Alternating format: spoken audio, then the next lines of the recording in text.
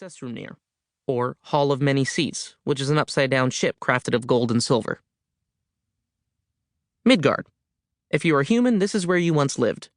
Midgard rests in Yggdrasil's branches and is connected to Asgard via the Bifrost, a massive bridge constructed from a single rainbow. The city of Boston, Massachusetts is very close to Yggdrasil's trunk, making it a useful point of entry to and exit from the other worlds.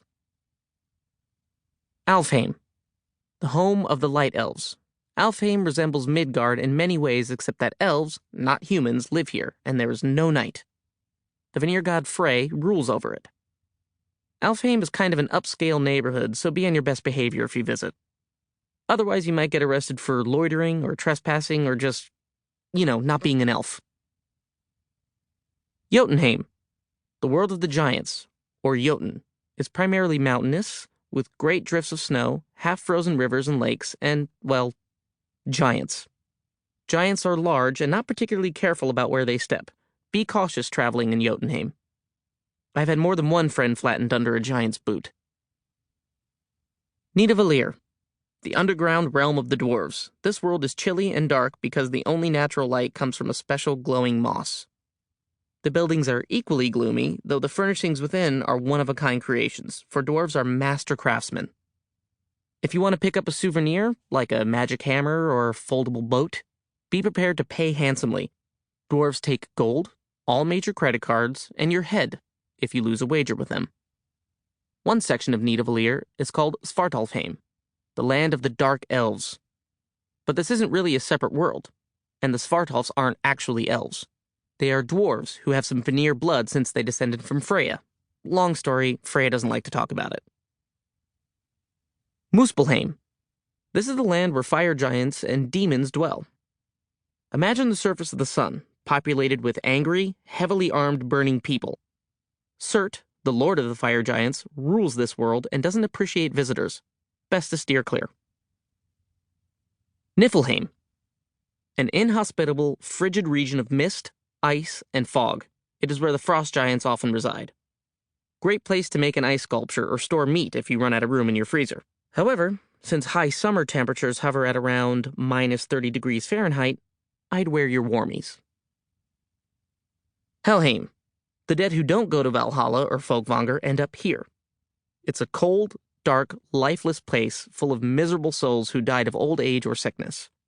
To get there, you have to ride down an icy road into the pitch-black valley of death, cross the river Giol on an iron bridge guarded by a giantess, somehow get across the wall of corpses, and finally arrive at the Hall of Hel, the goddess of the dishonorable dead, where you'll be served famine, hunger, and misery for breakfast, lunch, and dinner. Suffice to say, Helheim rarely makes it on the list of top vacation spots for the Nine Worlds. A few other points of interest? At the roots of Yggdrasil is a magical well of knowledge, overseen by the ancient god Mimir. Or at least Mimir's head, because that's all that's left of him. Drink from the well, and you can learn important stuff. You have to pay Mimir for the drink, though, and the price isn't cheap. Just ask Odin. But I'd wait until he's in a good mood before asking. Travel among the worlds is allowed, though some restrictions may apply. There's one place you shouldn't visit, however, and that's the massive abyss of nothingness called Ginnungagap. True story. Long ago, before anything was anything, frost from Niflheim spread into Ginnungagap and met with fire coming from Muspelheim. No big surprise, the frost melted. Some drops turned into a humongous giant named Ymir.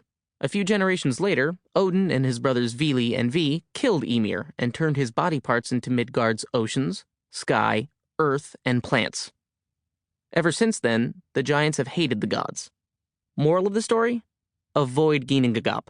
You just never know what might happen there.